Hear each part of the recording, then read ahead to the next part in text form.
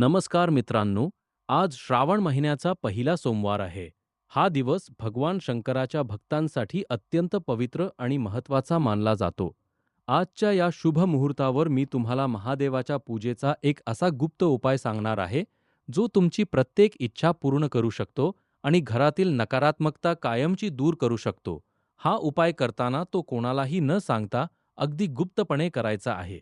ओजच्या दिवशी तुम्ही महादेवाची पूजा करताना शिवलिंगावर तांब्याच्या पात्रातून जल अर्पण करा आणि त्यानंतर थोडे मध अर्पित करा. मधाचा हा अभिषेक केल्याने कर्जाच्या समस्येतून मुक्ती मिळते आणि तुमची रखडलेली कामे वेगाने पूर्ण होऊ लागतात. यासोबतच आज महादेवाला अखंड तांदूळ म्हणजेच अक्षत अर्पण करण्याचे विशेष महत्त्व आहे.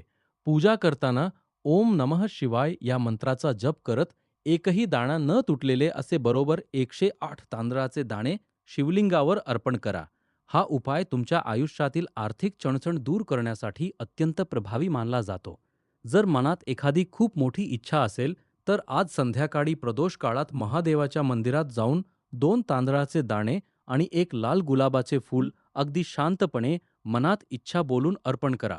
हा उपाय करताना वेळेची आणि दिशेची काळजी घेणेही तितकेच गरजेचे आहे. आज सकाळी किंवा संध्याकाळी प्रदोष काळात पूजा करणे सर्वात उत्तम मानले जाते. पूजा करताना तुमचे तोंड नेहमी उत्तर किंवा पूर्व दिशेला असावे.